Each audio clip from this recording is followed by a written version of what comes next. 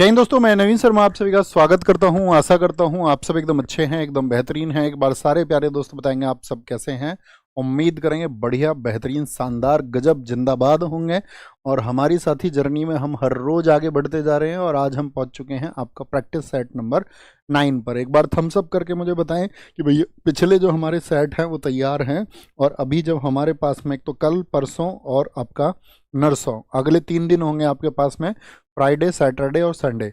उम्मीद करूंगा उन 3 दिन में आप सारा का सारा रिवीजन कर लोगे। 3 डेज में थम्स अप कर लो जी भैया, जरूर कर लेंगे, क्योंकि बगैर रिवीजन के साथ ही जीएस स्ट्रांग नहीं हो सकती है। ये बात अपने दिमाग में सेट कर लो। दुनिया में जितने भी शॉर्टकट्स हैं, मेथड्स हैं, कुछ काम नहीं आएगा। आपके सिर्फ और सिर्फ काम आएगा कि आपने जो पढ़ा है उसको आप कितने अच्छे से, कितनी तन्मयता, कितनी एकाग्रता के साथ में आप उसको रिवाइज करते हैं। सिर्फ ये काम करेगा, बाकी सब चीज़ें आपका, आप ये समझ सकते हैं, उनका वो बेमानी होंगी, उनका कोई अर्थ नहीं होगा।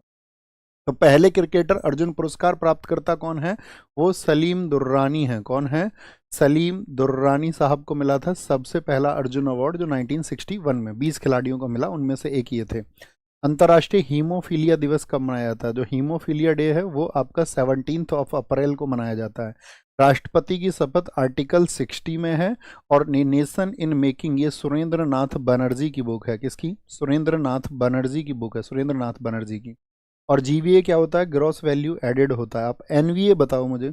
एनवीए, जीवीए और एनवीए क्या होता है? नेट वैल्यू एडेड होता है, नॉट नेट वैल्यू एडेड होता है। ठीक है, तो शुरू करें एक बार। 4 सही हैं। नीतीश की दुनिया कह रहे हैं, एकदम से ठीक है। नीतीश की दुनिया मैंने आपको अभी भी देखा था, 1 बजे भी आप क्लास में थे। सागर सिंह, सनत कुमार, प्रतिभा कुमारी कुशवाहा, प्रतिभा का कुछ और लिखा हुआ है शादी, प्रिंस त्रिवेदी, अनीस यादव, के 5 स्कोर, प्रिंसी 5, असलम RWA 4 है, भक्ति कल्चर 4 हैं, सोल्जर चंदन 4 हैं आपका, और AF वीरपाल भाई 5 पर हैं आपका, साबिर खान 4 पर हैं। सारे साथियों का बहुत सारा स्वागत है, बहुत सारा स्वागत है। अंकुश प्रजापति, 6 अप्रैल का अंतर्राष्ट्रीय खेल दिवस होगा।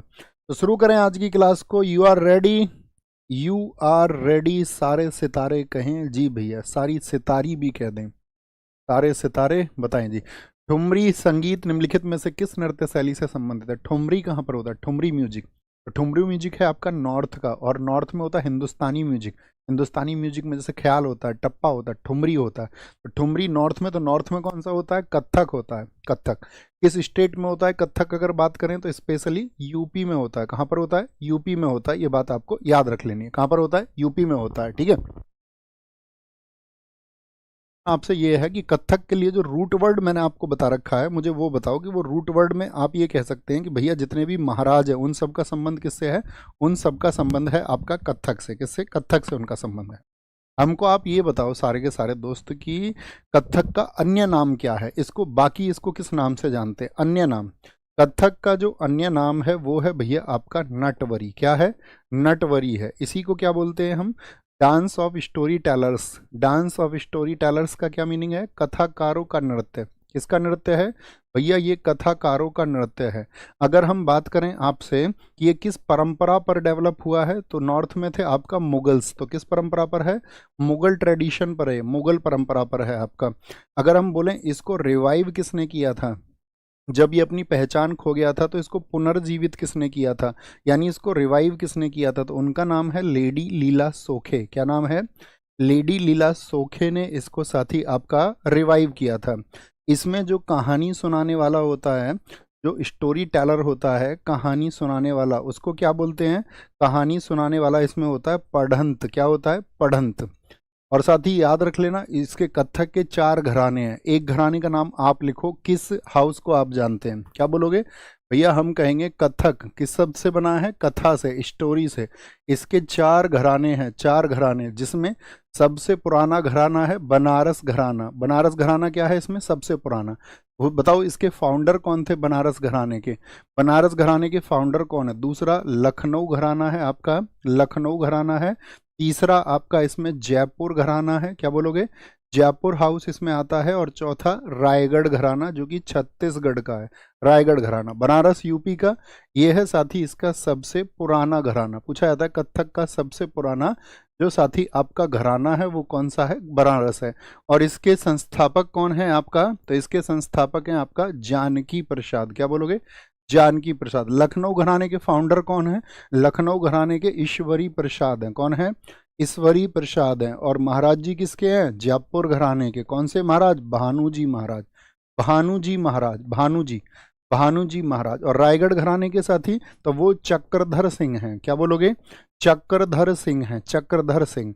अब हम आपसे पूछेंगे कथक का कोई एक कलाकार आप मुझे बताएं जिसको आप जानते हो, कथक के किसी एक कलाकार का नाम। तो जितने भी नाम है महाराज वाले, जैसे हम बोलते लच्छू महाराज, बिरजू महाराज, आपका अच्छन महाराज, इसके अलावा बताएं। तो हम क्या बोलते थे, कथक को याद रख लेना थक से, थक से। तो जिन व्यक्तियों को प्रेरणा अच्छी मिल जाती है वो अपने जीवन में थकते नहीं है। प्रेरणा श्रीमाली, प्रेरणा श्रीमाली यहीं से संबंधित है। क्या बोलेंगे भैया, जो थकते नहीं है वो कहाँ तक, वो आपका थकते नहीं है उनको कौन थका देता है, सास। सास लड़कियों से सैन चला करके काम करवा देती हैं, शाश्वती सेन हो गई। क्या हो गई, शाश्वती सेन हो गई। इसी में एक नाम आता है आपका शाश्वती सेन, प्रेरणा से एक रोहिणी भाटे। क्या बोलोगे, थक के रोने लग जाती है वो, रोहिणी भाटे, रोहिणी भाटे।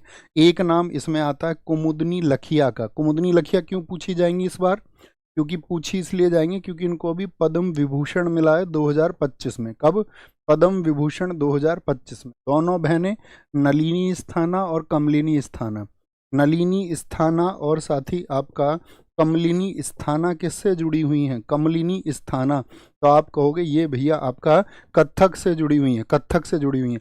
इसी में एक नाम आएगा आपका, हाँ वो पूछा जाएगा सकता है आपसे, कुमुदनी लखिया ने कौन सा स्कूल बनाया था, बता सकते हो क्या। कुमुदनी लखिया ने 1964 में बनाया था कदम्ब स्कूल। क्या बोलोगे, कदम्ब स्कूल, क्योंकि इनका नाम अभी चर्चित हुआ ना। कदम्ब स्कूल कहाँ पर है ये आपको बताना है। 1964 में कथक के लिए जो कदम्ब स्कूल खोला गया था वो कहाँ पर खोला गया था। तो आपको साथ ही पता होना चाहिए कि कदम्ब स्कूल आपका कहाँ पर खोला गया था। आंसर करें, जब आप आंसर करेंगे तभी हम आगे बढ़ेंगे। अहमदाबाद, अहमदाबाद, बहुत बढ़िया, बहुत बढ़िया सर, हमारा नाम ले लीजिए दोस्त, एक दिन तुम्हारा नाम दुनिया लेगी पूरा, देखना तुम। अगर तुम्हारे अंदर पोटेंशियल हुआ तो मैं क्या, दुनिया तुम्हारा नाम लेगी, देखना तुम।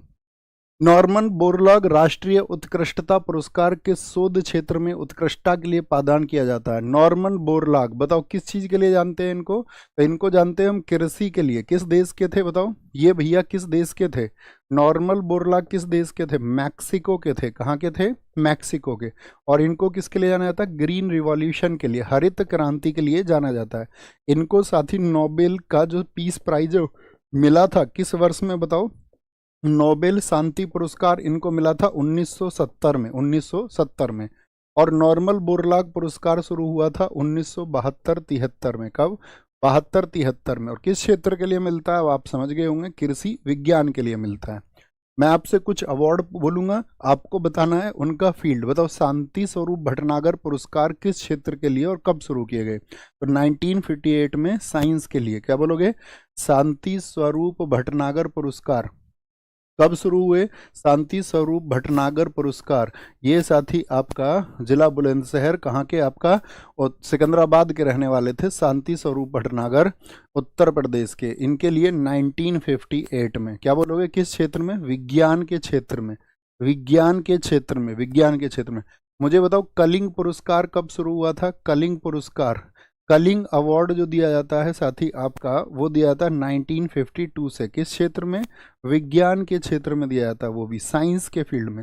धन्वंतरी पुरस्कार बताओ किस फील्ड में, आपको फील्ड बताना है। धन्वंतरी पुरस्कार मिलता है मेडिसिन के फील्ड में, चिकित्सा के क्षेत्र में दिया जाता है। और कब से दिया जाता है, 1971 से। चमेली देवी पुरस्कार का फील्ड बताओ, चमेली देवी पुरस्कार का क्या फील्ड है। चमेली देवी पुरस्कार साथी आपका तो ये पत्रकारिता के क्षेत्र में यानी कि जर्नलिज्म के फील्ड में दिया जाता है। कब से, 1980 से, 1980 से। मुझे बताओ रामानुजन पुरस्कार किस फील्ड में दिया जाता है, रामानुजन पुरस्कार, तो आप कहेंगे रामानुजन अवार्ड दिया जाता है भैया, ये गणित के क्षेत्र में दिया जाता है। किस क्षेत्र में? गणित के क्षेत्र में। कब से शुरू हुआ था? 2005 से शुरू हुआ था। 2005 से शुरू हुआ था। 2005 से बहुत युवा गणितज्ञों को दिया जाता है। किसको? युवा गणितज्ञों को। अच्छा मुझे बताओ, गणित का नोबेल किस अवार्ड को कहा जाता है? गणित का नोबेल। पहले तो मेरा क्वेश्चन रहेगा, गणित का नोबेल किसको कहा जाता है? एबेल अवार्ड को कहा जाता है। किसको? एबेल अवार्ड को कहा जाता है, एबेल अवार्ड को। और गणित का ये जो नोबेल है ये शुरू हुआ था 2002 से। कब से? 2002 से।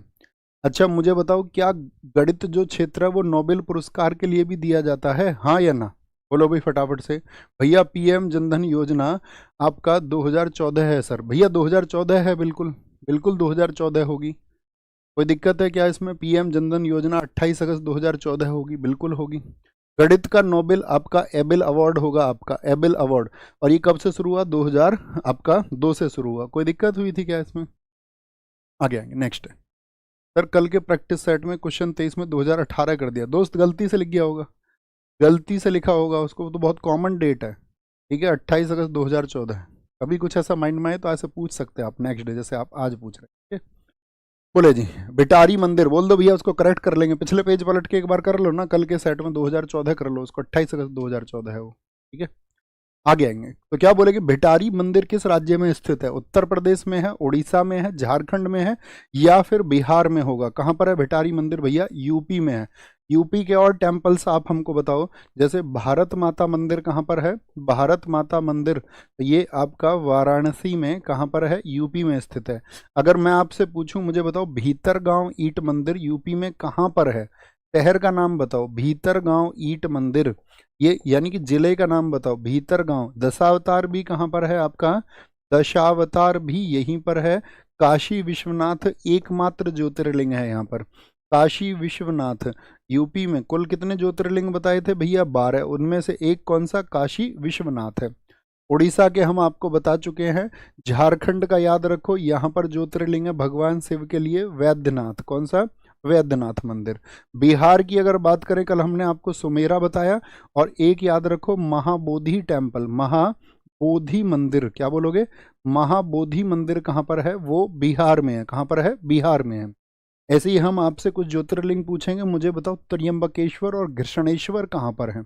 त्र्यंबकेश्वर, त्र्यंबकेश्वर टेम्पल, और साथ ही आपसे पूछे घृष्णेश्वर टेम्पल कहाँ पर है? कौन सा? घृष्णेश्वर टेम्पल साथ ही आपसे कहाँ पर है?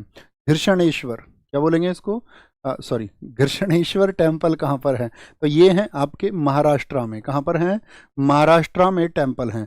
दंतेश्वरी और माँ बमलेश्वरी टेम्पल बताओ कहाँ पर हैं? दंतेश्वरी और बमलेश्वरी टेम्पल, माँ दंतेश्वरी, माँ बमलेश्वरी टेम्पल, ये कहाँ पर हैं? तो ये भैया जी छत्तीसगढ़ में है। कहाँ पर हैं? छत्तीसगढ़ में। अक्षरधाम टेम्पल या बिरला मंदिर बताओ कहाँ पर है? अक्षरधाम पड़ता है आपका भैया नई दिल्ली में। कहाँ पर? ये दिल्ली में स्थित है। कहाँ पर है? नई दिल्ली में है। अगर हम आपसे पूछें मनसा देवी बताओ कहाँ पर है? मनसा देवी टेम्पल कहाँ पर है? मनसा देवी आपसे पूछ ले, नंदा देवी पूछ ले, नैना देवी पूछ ले, तो आप सबका आंसर आएगा भैया उत्तराखंड में स्थित है। संकट मोचन टेम्पल कहाँ का फेमस है बताओ? संकट मोचन हनुमान जी के लिए संकट मोचन, या फिर हडिम्बा टेम्पल आपसे पूछ ले, हडिम्बा टेम्पल, तो क्या बोलेंगे? ये हिमाचल प्रदेश के टेम्पल हैं। कहाँ के हैं? हिमाचल प्रदेश के टेम्पल हैं। ओके, कहाँ के हैं? हिमाचल प्रदेश के। पहले ब्रिक शिखर सम्मेलन 2009 में भारत की तरफ से कितने सदस्यों ने भाग लिया था?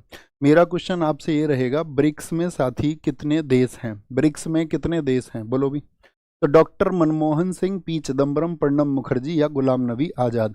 तो 2004 से 14 तक कौन थे भैया? डॉक्टर मनमोहन सिंह थे। कौन थे? डॉक्टर मनमोहन सिंह थे। ब्रिक की अगर हम बात करते हैं, ब्रिक था तब ब्रिक्स नहीं था, तो बी से क्या है बताओ जरा? ब्राजील, क्या बोलोगे? ब्राजील। आर से कौन सा देश है? रूस है। आई से कौन सा है? अपना प्यारा देश इंडिया है। और सी से कौन सा है? वो है आपका चीन। तो ये 2009 में बना। और इसमें जो एस जुड़ा, ये साउथ अफ्रीका जुड़ा, तब बना ये ब्रिक्स। और एस कब जुड़ा इसमें? ब्रिक्स, यानी साउथ अफ्रीका कब जुड़ा? तो आप बोलोगे साउथ अफ्रीका किस वर्ष में?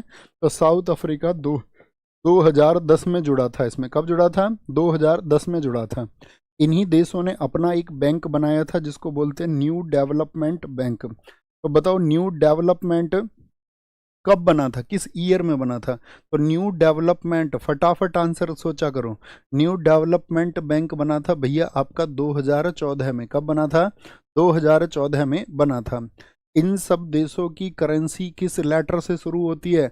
जैसे ब्राजील की करेंसी क्या है भैया? ब्राजील की आपका, या ब्राजील की रियाल है, रूस की रूबल है, इंडिया की रुपया है, चाइना की रेनमिनबी है, साउथ अफ्रीका की आपका रैंड है। तो इन सब का पहला लेटर होता है करेंसी का आर। कितने देश हैं? 5 हैं। इसीलिए इन देशों को क्या कहा जाता है आपका? इन्हीं को बोला जाता है R5 कंट्रीज। क्या? R5 कंट्रीज कहा जाता है। क्यों कहते हैं R5 देश इनको? क्योंकि इन सब की मुद्रा का पहला अक्षर रे या आर से शुरू होता है। किससे? आर से शुरू होता है। ओके। और अभी मैं आपसे पूछूं, इसमें सदस्य देश वर्तमान में कितने हो गए हैं? तो इसमें क्या हुआ आपका? 2024 में सम्मेलन हुआ। 2024 में जो कॉन्फ्रेंस हुआ वो कहाँ पर हुआ? 2024 में सम्मेलन हुआ आपका कजाकिस्तान रूस में। क्या बोलोगे? कजाकिस्तान रूस में इसका सम्मेलन हुआ। और 2025 का सम्मेलन कहाँ पर हुआ आपका? 2025 का हुआ ब्राजील में। कहाँ पर? कजान में, कजान में, कजाकिस्तान नहीं, कजान में। ब्राजील आपका 2025 में यहाँ पर सम्मेलन हुआ। और साथ ही कुल सदस्य देश हमने आपसे पूछे, कुल सदस्य इसमें कितने हैं? कुल सदस्य हैं इसमें 11। क्यों? क्योंकि 5 तो पहले ही थे और फिर 5 जुड़े आपका, जिनको बोलेंगे मीसू। बोलो मीसू। क्या?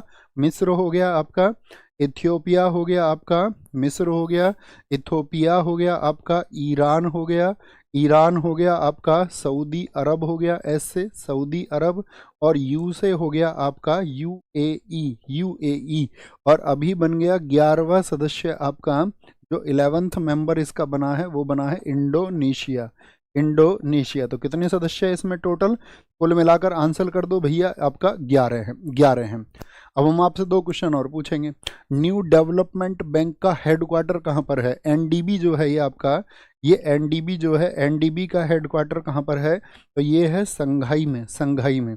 एक आप हमें बताओ भैया, जो ब्रिक नाम दिया था, ये जो नाम था ये किसने दिया था? ये नाम दिया गया था आपका, ये नाम दिया गया था आपका जिम ओ नील के द्वारा। किसके द्वारा? जिम ओ नील के द्वारा ये नाम दिया गया था। नाम जो दिया, नामकरण किया।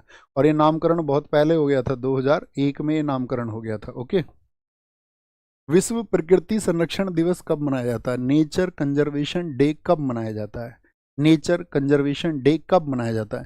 तो 12 जुलाई को, 5 अगस्त को, 28 जुलाई को, या फिर 30 मई को? क्या बोलेंगे? 28 जुलाई को मनाया जाता है। 28 जुलाई को विश्व प्रकृति की बात कर रहे हैं। लेकिन मैं आपसे पूछूं, इंटरनेशनल नेचर डे कब मनता है? इंटरनेशनल नेचर डे, तो इंटरनेशनल नेचर डे मनता है 3 अक्टूबर को, यानी कि प्रकृति दिवस 3 अक्टूबर को। आप मुझे बताओ, मैं कुछ डेट पूछूं आपसे। प्रकृति संरक्षण दिवस आप मुझे बताओ 22 मई को क्या मनाया जाता? 22 मई को, तो 22 मई को बनता है इंटरनेशनल बायोडाइवर्सिटी डे, जैव विविधता दिवस। कौन सा? जैव विविधता दिवस मनाया जाता है, जैव विविधता दिवस। आप मुझे बताओ अंतर्राष्ट्रीय, अंतर्राष्ट्रीय पर्यावरण दिवस कब मनाया जाता है? इंटरनेशनल एनवायरनमेंट डे कब मनाया जाता है? पर्यावरण दिवस। तो आप कहोगे भैया वो 5 जून को मनाया जाता है। कब? 5 जून को मनाया जाता है। आप मुझे बताओ अंतर्राष्ट्रीय पर्यावरण संरक्षण दिवस कब मनाया जाता है? इंटरनेशनल एनवायरनमेंट कंजर्वेशन डे कब मनाया जाता है? तो 26 नवंबर को मनाया जाता है। कब? 26 नवंबर को। ओजोन परत संरक्षण दिवस कब मनाया जाता है? Ozone layer conservation day, ozone परत संरक्षण दिवस कब मनाया जाता है? तो वो 16 सितंबर को मनता है। कब मनता है? 16 सितंबर को। मुझे बताओ मरुस्थलीकरण और सूखा रोकथाम दिवस कब बनता है? यानी कि आपका desertification and drought prevention day कब बनता है? कौन सा? मरुस्थलीकरण, मरुस्थलीकरण और सूखा रोकथाम दिवस, मरुस्थलीकरण और सूखा रोकथाम दिवस, अर्थात आपका जो desertification, desertification and drought prevention day कब मनता है? यानी कि इसको ये भी कहा जाता है combat to desertification and drought. तो ये कब मनाया जाता है? तो 17 जून को मनाया जाता है। कब? 17 जून को मनाया जाता है। वानिकी दिवस, फॉरेस्ट डे कब मनाया जाता है? बोलो जी, वानिकी दिवस कब मनाया जाता है? जो वन दिवस कब मनाया जाता है? तो वन दिवस आपका 21 मार्च को मनाया जाता है, 21 मार्च को। मुझे बताओ अंतर्राष्ट्रीय प्रदूषण रोकथाम दिवस, इंटरनेशनल पॉल्यूशन प्रिवेंशन डे कब मनता है? अंतर्राष्ट्रीय प्रदूषण रोकथाम दिवस कब मनता है? तो ये मनता है आपका 2 दिसंबर को। मासिक धर्म स्वच्छता दिवस कब मनता है? मासिक धर्म, अंतर्राष्ट्रीय मासिक धर्म, क्या बोलोगे, अंतर्राष्ट्रीय मासिक धर्म स्वच्छता दिवस, हमारी माताओं और बहनों के इसके लिए क्या बोलेंगे, आपका मेंस्ट्रुअल हाइजीन डे बोलते हैं इसको। मेंस्ट्रुअल हाइजीन डे कब मनता है, तो वो मनता है आपका 28 मई को। किसको, 28 मई को मनता है। ओके, ये हमको पता होने चाहिए, ये महत्वपूर्ण दिवस है जो अक्सर पूछे जाते हैं। नेक्स्ट है जी, भारत में हॉकी में ओलंपिक में अपनी शुरुआत किस वर्ष में की थी, हॉकी में ओलंपिक में। पहली बात बताओ, ओलंपिक में हमने टोटल गोल्ड कितने जीते हैं, तो शुरुआत हुई थी हमारी 1928 से, और 1928 में कहाँ पर था आपका ओलंपिक, बताना। एम्स्टर्डम में था, और एम्स्टर्डम किसकी राजधानी है भैया, नीदरलैंड की राजधानी है, नीदरलैंड में ओलंपिक थे। उसके बाद हमारी हॉकी टीम क्या रुकी थी, नहीं भैया, 1932 में हम जीते, 1932 में हम जीते। क्या 36 में हुए थे, बोलो जी, 1936 में हम जीते थे, हाँ जी बिल्कुल जीते थे। 40 और 44 में तो आपका ओलंपिक सेकेंड वर्ल्ड वॉर की वजह से नहीं हुए। इसके बाद में फिर 1948 में हम जीते थे, क्या आप कहोगे, हाँ जी जीते थे। 48 के बाद में 52 में हम जीते थे, हाँ जी जीते थे। 1956 में हम जीते थे, 1960 में हम नहीं जीते थे। इसके बाद में हम 1964 और लास्ट टाइम था हमारा 1980 में, उसके बाद से गोल्ड नहीं जीते। तो अंतिम बार गोल्ड हम कब जीते थे, ईयर बताओ, 1980। और पहली बार कब जीते थे, 1932 में। तो कुल कितने गोल्ड है हमारे, 8 है। तो यहाँ से क्वेश्चन क्या क्या पूछता है, एसएससी पूछता है 1932 में, या पहली बात तो ये बताओ 1928 में कैप्टन कौन थे। यहाँ पर जो कैप्टन थे वो आपको बताने हैं, सारे लोगों को बताने। तो यहाँ पर कैप्टन थे जयपाल सिंह, कौन थे, जयपाल सिंह मुंडा थे भैया, कौन थे, जयपाल सिंह मुंडा थे। और 1932 में कौन थे आपका कैप्टन, वो उतने महत्वपूर्ण नहीं है, लेकिन 36 वाले जरूर याद रख लेना, मेजर ध्यानचंद थे 36 में कैप्टन, कौन थे, मेजर ध्यानचंद यहाँ पर कैप्टन थे, ठीक है।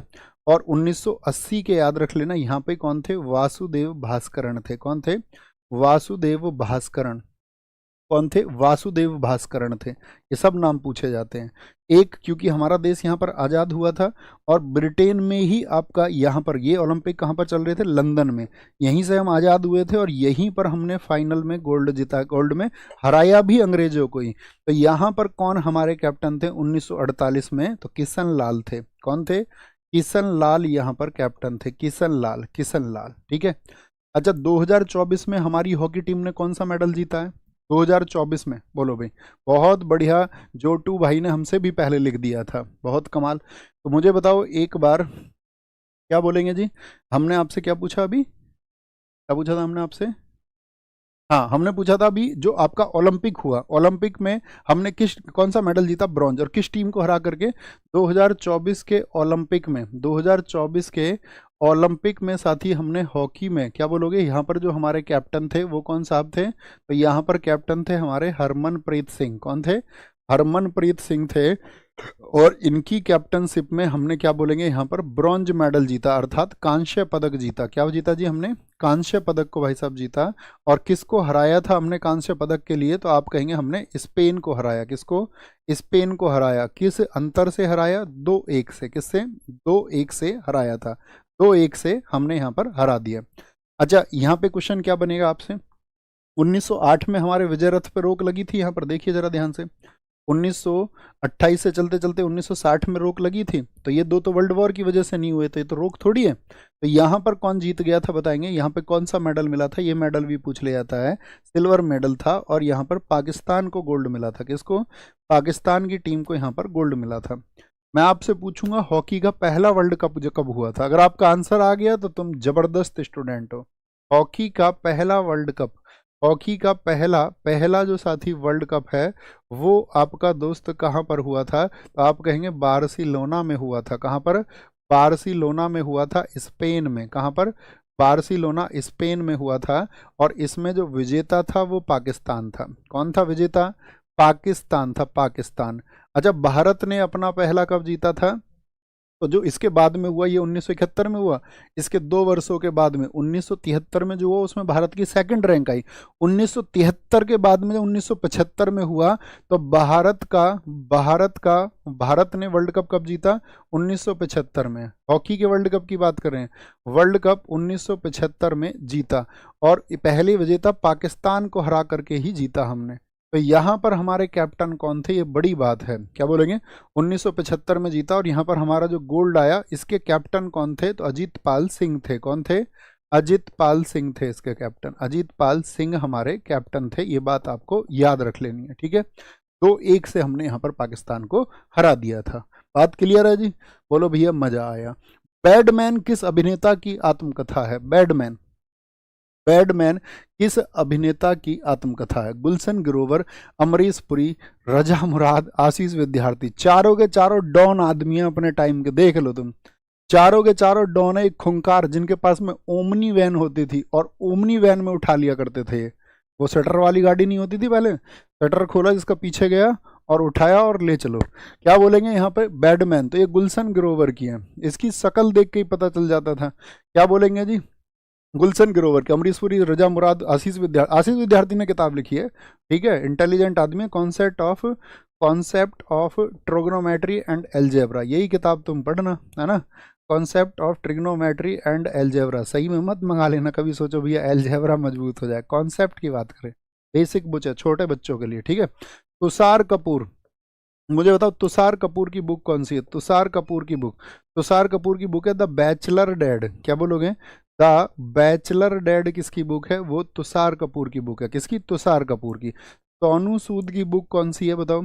सोनू सूद की बुक है आई एम नो मसीहा। क्या बोलोगे, आई एम नो मसीहा। जब उनको कोरोना में मसीहा बना दिया गया उसके बाद में लिखी।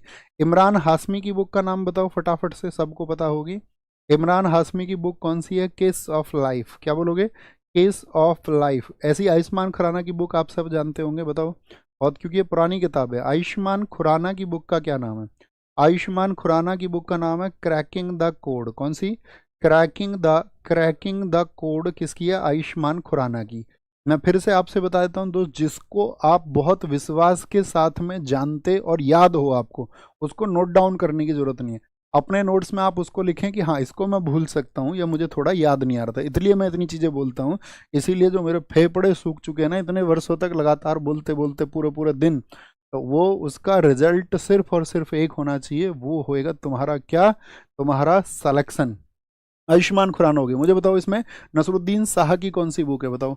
नसीरुद्दीन शाह की बुक का नाम सोचिए।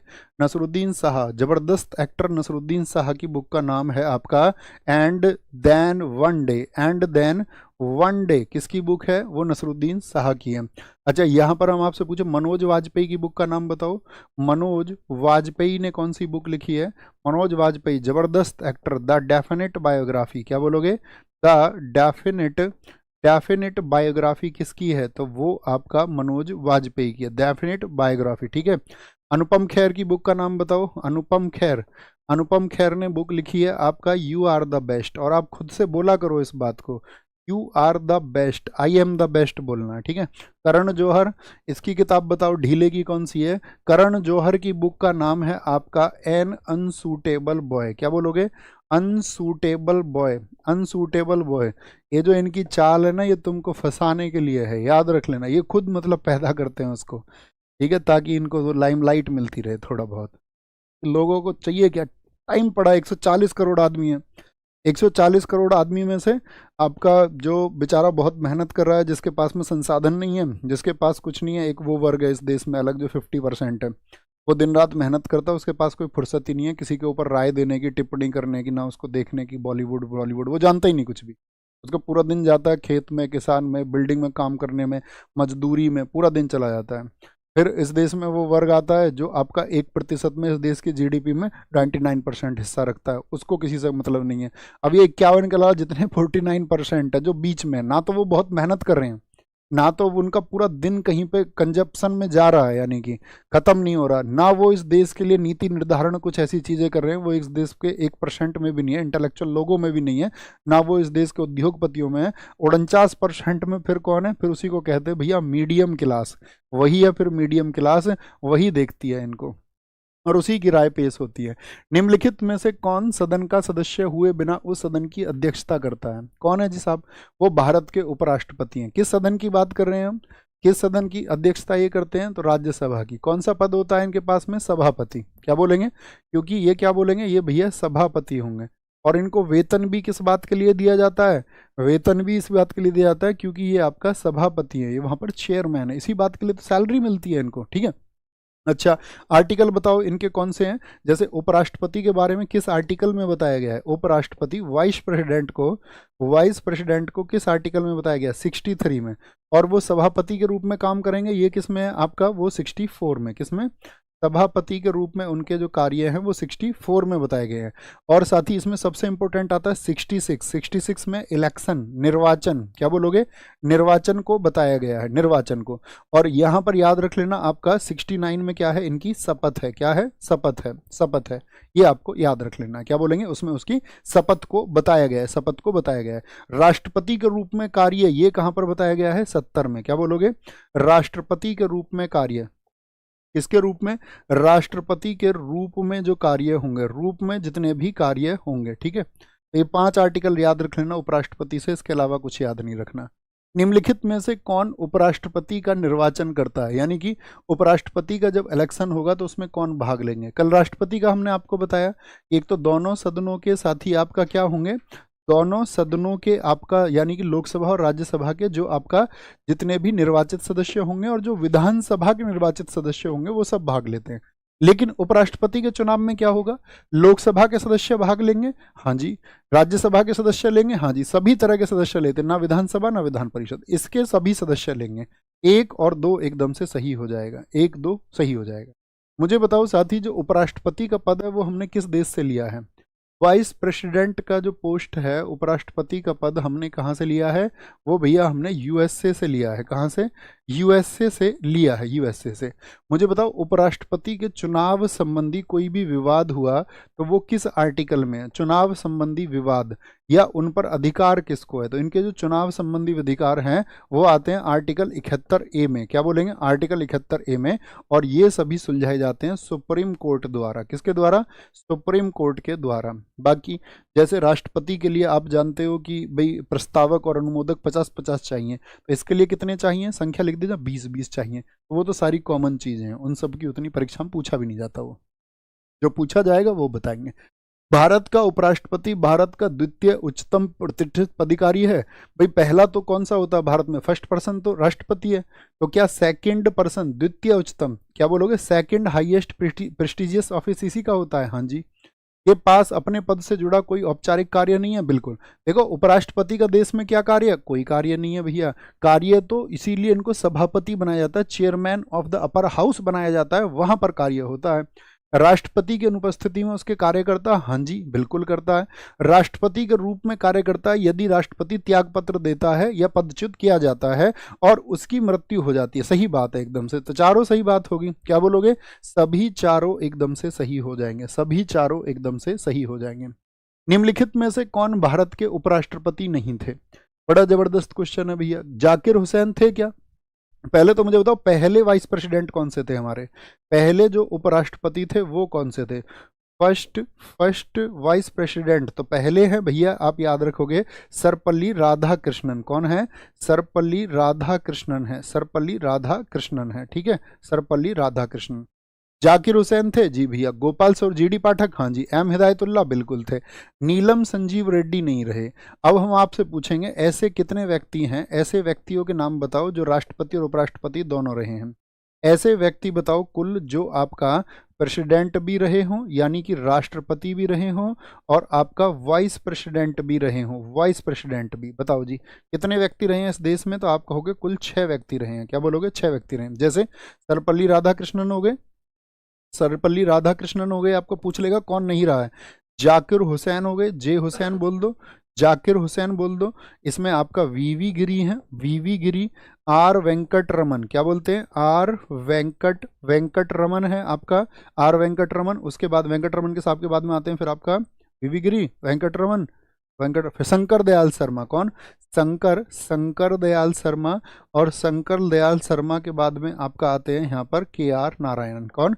के आर नारायण, ठीक है, के आर नारायण यहाँ पर आ जाते हैं, नारायणन।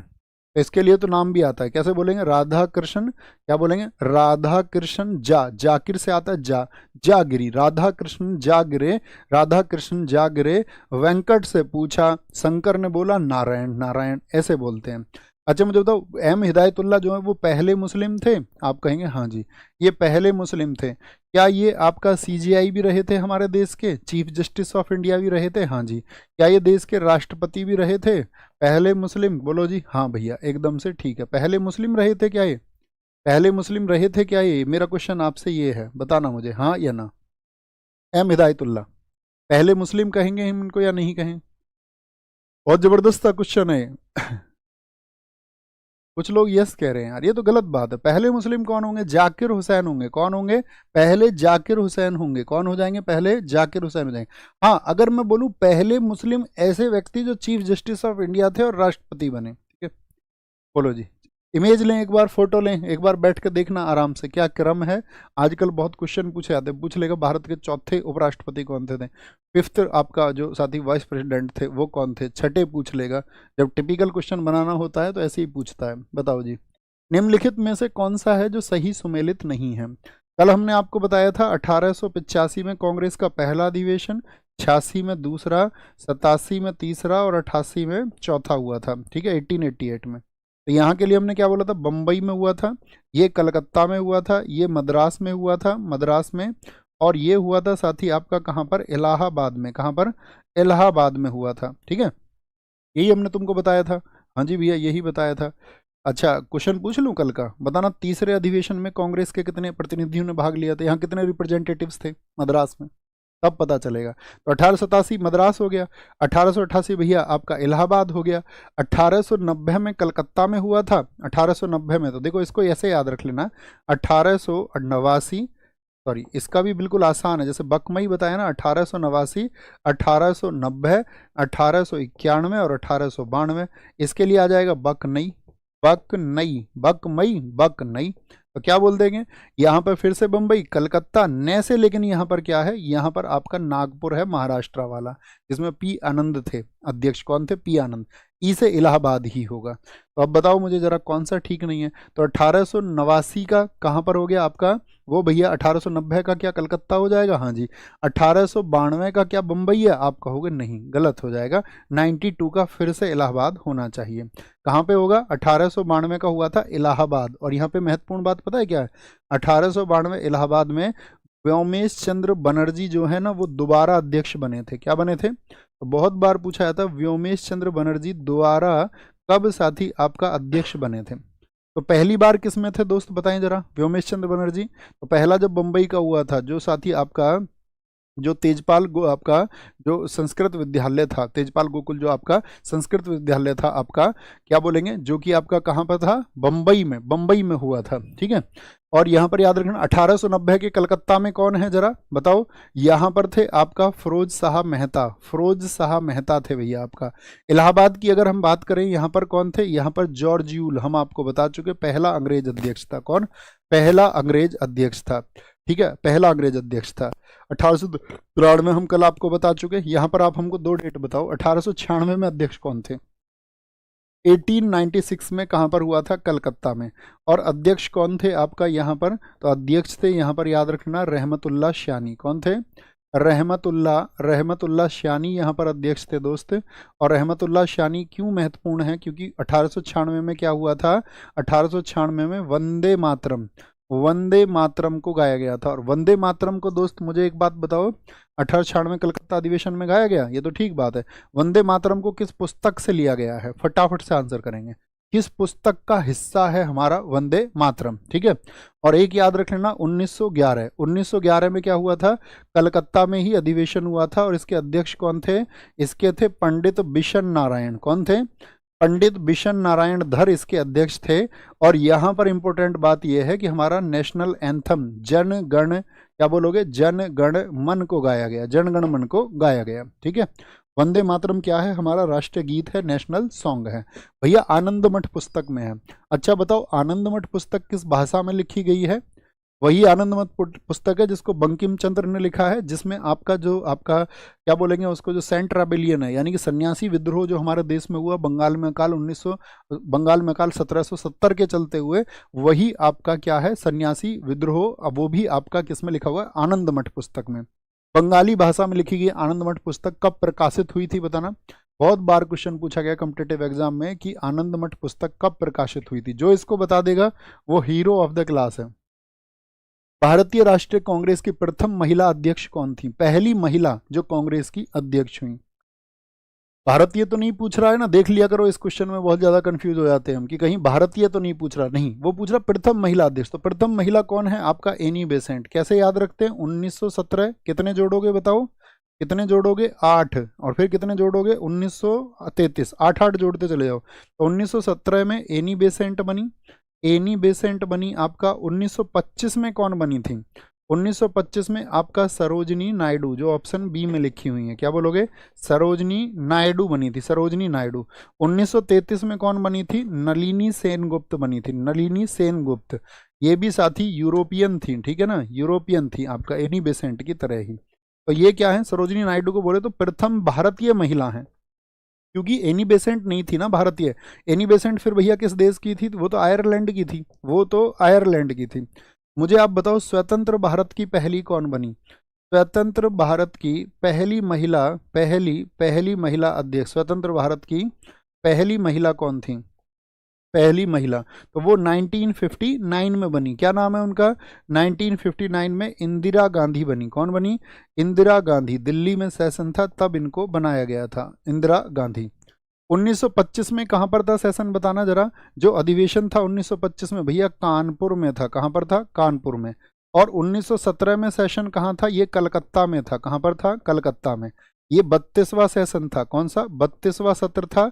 और जो कानपुर में था ये 40वां सत्र था। क्या था ये? 40वां सत्र था। मुझे बताओ एनी बेसेंट को हम और किस बात के लिए जानते हैं अपने देश में? तो एनी बेसेंट वही है जिन्होंने क्या चलाया था साथी, बताना जरा।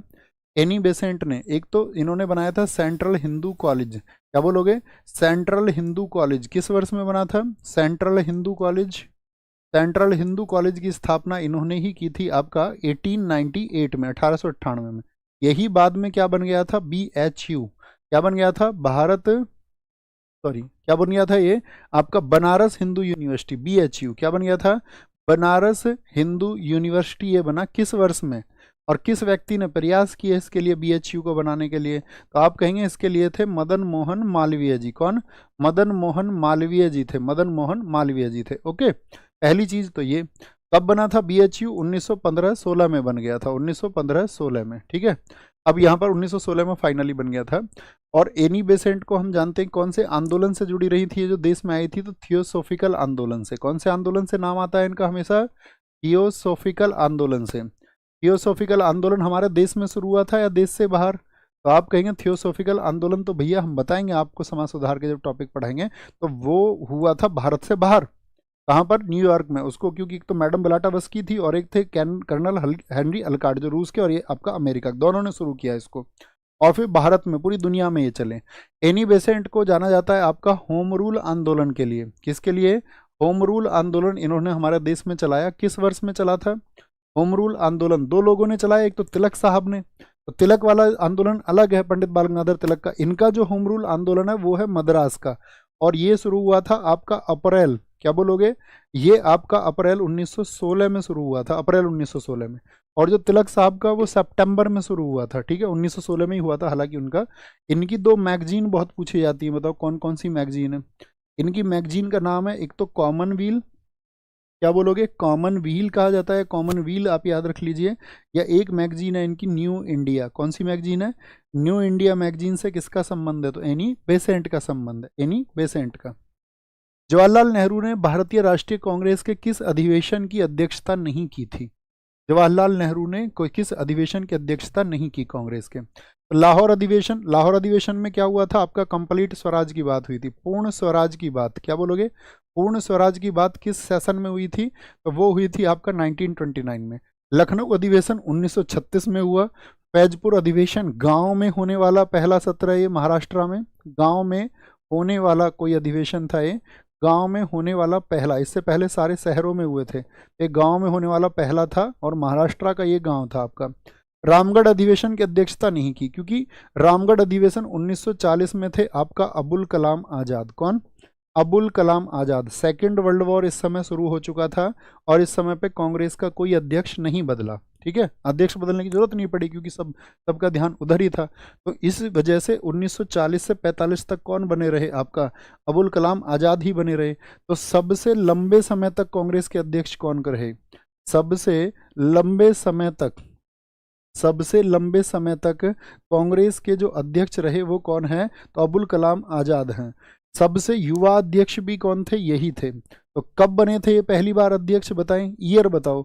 सबसे युवा अध्यक्ष भी यही थे और ये बन गए थे भैया आपका 1923 में। और 1923 में कहाँ पर, दिल्ली में सेशन था आपका, दिल्ली में अधिवेशन था। तब कितनी एज इनकी हुआ करती थी, जो एज बता दें तो मजा आ जाए। कितनी एज हुआ करती थी, अगर हम कहते हैं सबसे कम उम्र में बने तो कुल 35 वर्ष की उम्र में बन गए थे। कितनी में बन गए थे, 35 वर्ष की उम्र में ये बन गए थे आपका, ये हमको पता होना चाहिए, ठीक है। तो लगातार सबसे लंबे समय तक ये रहे। नेक्स्ट है, निम्नलिखित भारत राष्ट्रीय कांग्रेस के अधिवेशनों में से महात्मा गांधी ने किस में भाग नहीं लिया था, महात्मा गांधी ने किस में भाग नहीं लिया था, बताएंगे जी। तो बेलगांव अधिवेशन में, लाहौर अधिवेशन में, हरिपुरा अधिवेशन में या फिर त्रिपुरी अधिवेशन में।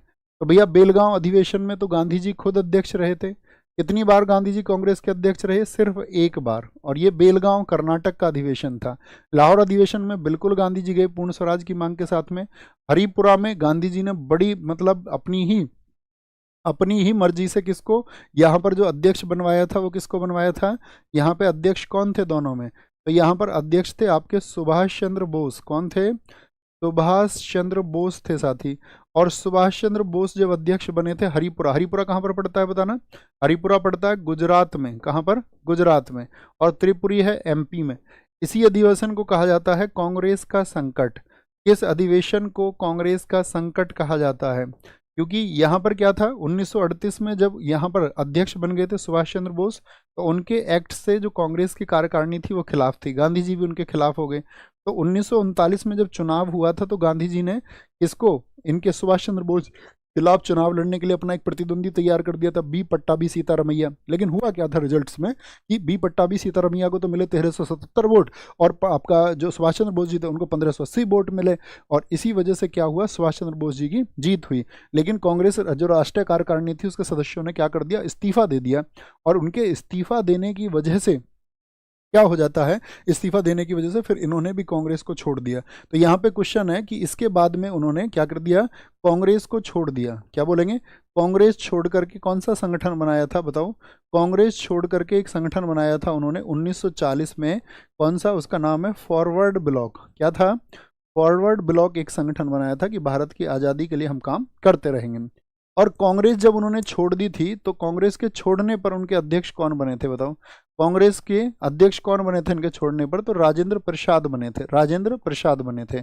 और इनके विरोध में कौन था यहाँ पर, बताओ। सुभाष चंद्र बोस जी के विरोध कौन लड़ा था चुनाव, तो वो था बी पट्टाभी सीतारमैया। गांधी जी के फेवरेट कैंडिडेट थे। गांधी जी क्या कहते थे, अगर बी पट्टाभी सीतारमैया की हार हुई तो ये मेरी हार मानी जाएगी, बी पट्टाभी सीतारमैया। ओके, कोई दिक्कत, कोई परेशानी, यानी कि गर्म दल के लोगों की तरफ इस समय लोगों का झुकाव जा रहा था। आगे आएंगे, यहाँ पर एक क्वेश्चन और बन सकता है दोस्त। देखो, गांधी जी की बात करें, एक क्वेश्चन बन जाता है, उससे बहुत बच्चे कंफ्यूज हो जाते हैं। गांधी जी ने पहली बार कांग्रेस के किस अधिवेशन में भाग लिया था, बताओ। अगर मैं आपसे पूछ लूं, गांधी जी प्रथम बार फर्स्ट टाइम किस अधिवेशन में आए थे, तो वो 1901 का है। क्या बोलोगे, 1901 में अध्यक्ष इसीलिए बहुत पूछे जाते हैं। अध्यक्ष जो कि कलकत्ता में हुआ था, इसके अध्यक्ष थे दिनसा वाचा। कौन थे अध्यक्ष इसके, दिनसा वाचा। ये बहुत बार पूछा जाता है एग्जाम में, दिनसा वाचा थे। जैसे दोस्त एक क्वेश्चन पूछा जाता है 1931 में अधिवेशन कहाँ हुआ था, कराची में। इसके अध्यक्ष कौन थे, इसके अध्यक्ष कौन थे, आपका सरदार वल्लभ भाई पटेल थे। और ये अधिवेशन बाद में हुआ था, 23 मार्च 1931 के लगभग 8-10 दिन बाद हुआ। तो क्योंकि वहाँ पर आपका शहीदी दिवस हो चुका था 23 मार्च 1931 में, जो आपका शहीद भगत सिंह जी थे, राजगुरु जी थे, सुखदेव जी थे, उनको फांसी हो चुकी थी, ठीक है, फांसी हो चुकी थी। और इसीलिए गांधी जी ने यहाँ पर एक नारा दिया था कराची में, याद रख लेना। कराची में उन्होंने क्या कहा था, गांधी मर सकता है लेकिन गांधीवाद नहीं। ये पूछा जाता है, गांधी मर सकता है लेकिन गांधीवाद नहीं, ये किस अधिवेशन में कहा गया था? क्योंकि गांधी जी का विरोध किया गया था कि तुमने नहीं बचाया भगत सिंह जी को, इनको काले झंडे दिखाए गए, काले झंडे दिखाए गए, ठीक है। गांधी मर सकता है लेकिन गांधीवाद नहीं, गांधीवाद नहीं भैया। एक बार फॉरवर्ड ब्लॉक को देखिए, क्या हो गया फॉरवर्ड ब्लॉक? त्रिपुरी अधिवेशन हुआ 1939 में, उन्होंने कांग्रेस छोड़ दी और कांग्रेस छोड़ करके फिर उन्होंने फॉरवर्ड ब्लॉक को, सॉरी रियली सॉरी, यहाँ पर देखो वापस 1940 नहीं 1939 होगा दोस्त, 1939 होगा। 1939 में कांग्रेस छोड़ी उन्होंने त्रिपुरी संकट के बाद में, जिसमें वो जियाउद्दीन का बेस बना करके अफगानिस्तान होते हुए भागे, और फिर 1941 में उन्होंने एक संगठन बनाया था फ्री इंडिया सेंटर 1941 में, 1941 ओके, ये मई महीने की बात है 1940 में। सूची 1 को सूची 2 से सुमेलित कीजिए, सूची 1 को सूची 2 से सुमेलित कीजिए बोलेंगे भाई। सर याददाश्त कैसे बढ़ाए? लगातार रिवीजन दोस्त, लगातार रिवीजन, मैक्सिमम टाइम। छोटा दरोगा फिर तुम बड़े दरोगा हो जाओगे। बन्नी चरागाह कहाँ पर है, बुग्याल चरागाह कहाँ पर है, खजियार कहाँ पर है और पहलगांव कहाँ पर है? तो आप बोलेंगे भैया आपका बग्गी बन्नी कहाँ पर है, आपका गुजरात में है। कहाँ पर है? गुजरात में। बुग्याल आपके उत्तराखंड के हैं, और उत्तराखंड में ही आपका कौन से आते हैं? दून क्षेत्र भी आते हैं, जितने दून है, देहरादून हो गया, ठीक है। खजियार कहाँ का है? हिमाचल प्रदेश का, इसको मिनी स्विट्जरलैंड कहा जाता है। भारत की किस जगह को मिनी स्विट्जरलैंड कहा जाता है? पहलगांव बहुत सुंदर जगह है देश में आपका, कहाँ पर? जम्मू कश्मीर में, जहाँ पर अभी घटनाक्रम हुआ बैसारण घाटी में, हमने आपको बताया था। तो पहलगांव जम्मू कश्मीर में, और जम्मू कश्मीर में ही साथी क्या है? मर्ग हैं, जितने भी मर्ग हैं, मर्ग, गुलमर्ग, सोनमर्ग, तो मर्ग घास के मैदान भी यहाँ पर मौजूद है। 3-1-4-2 हमारा हो जाएगा, 3-1-4-2। मुझे बताओ जितने भी धनगर ग्रास फील्ड्स हैं वो देश में कहाँ पर हैं? धनगर, तो यहाँ को आप ऐसे भी बता सकते हो, आपने डांस में भी याद किया होगा, धनगरी। बताओ जरा, उसी से रिलेट करो कि धनगर नाम कहाँ होता है। तो धनगर जितने भी ग्रास फील्ड्स हैं, यानी कि जो आपके चारागाह हैं, तो ये धनगर हैं हमारे सारे के सारे। कहाँ पर?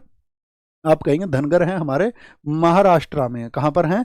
महाराष्ट्र में। हम आपसे पूछेंगे बक्करवाल कहाँ पर हैं? बताओ बक्करवाल जो चरागाह हैं वो कहाँ पर हैं? तो 12 ये है आपके जम्मू और कश्मीर में। गद्दी कहाँ पर हैं दोस्त? बताओ गद्दी कहाँ पर हैं? गद्दी, तो गद्दी है आपके कहाँ पर? आपका हिमाचल प्रदेश में। रेबारी कहाँ पर हैं? बताओ, ये समुदाय भी है वहाँ पर, क्या बोलोगे? ये समुदाय भी है वहाँ पर। रेबारी ये आपका गुजरात में है। कहाँ पर है? गुजरात में। जैसे कि यहाँ पर आपका रायका भी होते हैं, रायका, रेबारी, ये सब कहाँ पर हैं? आपके गुजरात में है। ओके। भारत की सीमा पर स्थित निम्नलिखित दर्रों का पूर्व पश्चिम सही क्रम पहचानिए। पूर्व से पश्चिम की ओर, सबसे पूर्व में क्या पड़ता है हमारे देश में? बताना जरा, सबसे पूर्व में कौन सा इधर राज्य कौन सा होता है? सबसे पूर्वी बिंदु मैंने आपको बताया था किबूथू। किबूथू कहाँ पर पड़ता है? अरुणाचल प्रदेश में। तो सबसे पूर्व वाला ढूंढ लो, क्या सिपकिला है भैया? ये आपका हिमाचल प्रदेश। नाथुला सिक्किम है, नाथुला सिक्किम है। सबसे पूर्व में बोमडिला हो जाएगा। आंसर आसान था, तो क्या बोलेंगे? उससे डरना ही नहीं था पूर्व पश्चिम से। ये देख लें सबसे पूर्व में कौन सा है। नाथुला कहाँ का है? बताओ, सिक्किम का है। लिपुलेख कहाँ का दर्रा है? बताओ जरा, उत्तराखंड का है आपका। सिपकिला कहाँ का? हिमाचल प्रदेश का है। तो ऐसे ही तो पड़ेगा, पहले अरुणाचल प्रदेश आ जाएगा, फिर उसके बाद में सिक्किम आ जाएगा, फिर आपका उत्तराखंड का लिपुलेख आ जाएगा, और फिर हिमाचल का क्या आ जाएगा? आपका सिपकिला आ जाएगा। आएगा या भैया नहीं आएगा? मुझे बताओ एक बार, बोलो भाई फटाफट से, बोलो भाई फटाफट से। तो आप कहेंगे भैया बिल्कुल। माना पास मुझे बताओ कहाँ पर है? माना पास कहाँ पर है? माना बोले या नीति, नीति पास। पास का मतलब होता है दर्रा, रास्ता, ठीक है। इसी को हम क्या बोलते हैं? ला भी कहते हैं। ला, ला, ला बोल दो या पास बोल दो। तो ये कहाँ पर है? उत्तराखंड में। बनिहाल दर्रा बताओ कहाँ पर है? बनिहाल, तो बनिहाल है आपका साथी, बनिहाल है जम्मू और कश्मीर में। रोहतांग बताओ कहाँ पर है? रोहतांग दर्रा, तो रोहतांग दर्रा है हमारा हिमाचल प्रदेश में। बुमला कहाँ पर है? बुमला, तो बुमला है आपका साथी, क्या बोलोगे? वो अरुणाचल में है। जैलेपला कहाँ पर है? बताना, जैलेपला कहाँ पर है? जैलेपला, क्या बोलेंगे? जैलेपला कहाँ पर है दर्रा? तो जैलेपला है आपका सिक्किम में। दीफू कहाँ पर है? दीफू, क्या बोलोगे? दीफू दर्रा कहाँ पर है? दीफू, तो दीफू है आपका अरुणाचल प्रदेश में। कहाँ पर है? अरुणाचल प्रदेश में है। और खारदुंगला कहाँ पर है? बताना, खारदुंगला, तो खारदुंगला है दोस्त आपका लद्दाख में। क्या बोलोगे? लद्दाख में। क्या बोलेंगे? लद्दाख में। एक बार थम्स अप करो एक एनर्जी के साथ में, बोलेंगे भाई फटाफट से, एक एनर्जी के साथ में थम्स अप करो कि भैया इन सब चीज़ों को हम जरूर रिवाइज करेंगे, और जरूर हम इस फैक्ट्स को, जितने भी फैक्ट आप हमें प्रोवाइड कर दीजिए। प्रॉमिस हमारी तरफ से ये रहेगा कि हम जब एग्जाम में अपने में जाएंगे, तब कभी भी जाएंगे, तब हम उन चीज़ों को रिवाइज करते रहेंगे, बार बार करते रहेंगे। जरूर आपका चाहिए, बोले भी फटाफट से। खैबर दर्रा तो भैया आपका अफगानिस्तान की तरफ है, भारत की सीमाओं पर है। आगे आएंगे, बहुत बढ़िया। इनमें से कौन सा दर्रा, अच्छा आंसर कर रहे हैं आप, खैबर दर्रा। निम्न में से कौन सा दर्रा पश्चिमी घाट पर्वत श्रृंखला में नहीं है? खैबर दर्रा नहीं है, जो पश्चिमी घाट में, पश्चिमी घाट समझते हैं कौन सा है? तो ये तो हमारा ईस्टर्न घाट है, ये है वेस्टर्न घाट। ये क्या है? ये वेस्टर्न घाट है और ये ईस्टर्न घाट है, यानी कि ये पूर्व आपका क्या बोलोगे, पूर्वी घाट है और ये पश्चिमी घाट है। तो पश्चिमी घाट पर थालघाट है, भोर घाट है, आपका पालघाट है। खैबर दर्रा नहीं है, क्या बोलोगे भैया जी? खैबर दर्रा नहीं है, क्योंकि खैबर दर्रा तो आपका कहाँ पड़ता है? अफगानिस्तान, अफगानिस्तान और पाकिस्तान में पड़ता है। पेशावर शहर जो है ना उसके पास में है, पेशावर सिटी के पास में। थालघाट की अगर हम बात करते हैं तो ये पड़ता है आपका नासिक, नासिक और मुंबई को जोड़ने के लिए, किसके लिए? नासिक और मुंबई को जोड़ने का काम करता है। भोरघाट आपका पुणे को मुंबई से जोड़ता है, किसको? पुणे को मुंबई से जोड़ता है, मुंबई को। और अब आप मुझे बताओ पालघाट किसको जोड़ता है? तो ये जोड़ता है आपका पालघाट, ये भैया कोच्चि को चेन्नई से, किससे? कोच्चि को चेन्नई से, यानी केरल को अगर हम बात करें तो केरल को तमिलनाडु से जोड़ने का काम करता है, किससे? केरल को तमिलनाडु से जोड़ने का काम करता है। यहाँ पर एक आपका साथी और आता है दर्रा, सेनकोटा। क्या बोलोगे? सेनकोटा। सेनकोटा किसको जोड़ता है? वो तिरुवनंतपुरम को, तिरुवनंतपुरम को और आपका तिरुवनंतपुरम को और मदुरै शहर को जोड़ता है। तो दोनों शहर कहाँ के हैं बताना जरा। तिरुवनंतपुरम कहाँ का है? तो आप कहेंगे भैया तिरुवनंतपुरम तो हो गया आपका केरल का और आपका मदुरै हो गया तमिलनाडु का। तो इन दोनों को जोड़ने का काम करता है, जोड़ने का।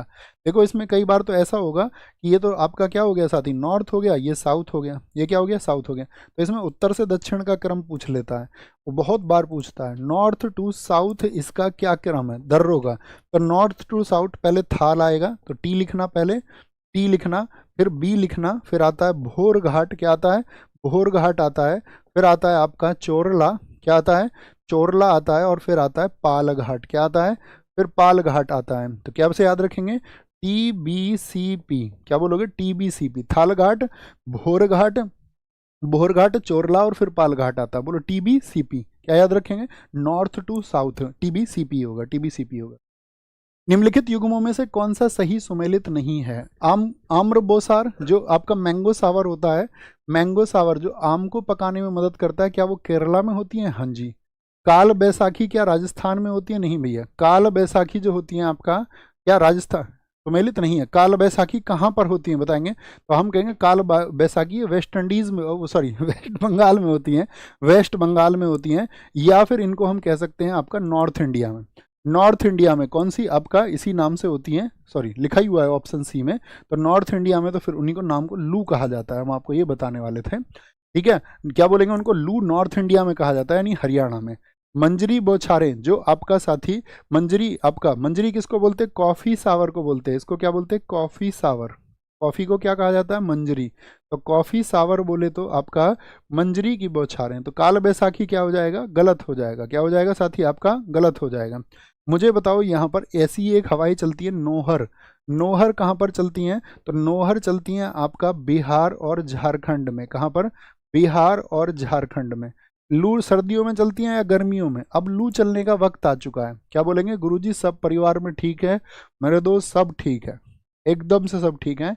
And thank you for asking, दिल धन्य हो गया। बोलो जी फटाफट से। तो क्या कहेंगे? क्या बोलेंगे? बिहार और झारखंड में। और जो लू चलती है, लू कितने टेम्परेचर पर चलती है? लगभग जब आपका 45 डिग्री टेम्परेचर होगा, और इन दिनों में ही चलेंगी आपका। इन दिनों में ही साथी अगर हम बात करें आपका, आपका मानसून आएगा या नहीं आएगा? बोलो मानसून कैसे आता है? मानसून को बताओ।